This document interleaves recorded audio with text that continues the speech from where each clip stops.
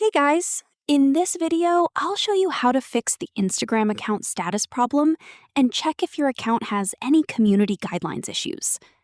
First, open the Instagram app and go to your profile by tapping the profile icon at the bottom right corner. Now, tap the three lines at the top right, then after that, scroll down and tap Help under the support section. Inside here, tap on Account Status. This page shows if Instagram has removed any content from your account or if your account has violated any community guidelines. If there's a warning or restriction, you'll usually see it listed here.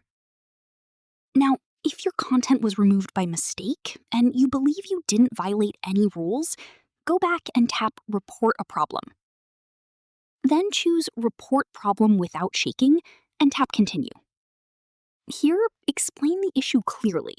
You can write something like, I got my content was removed from Instagram even though I did not violate the community guidelines.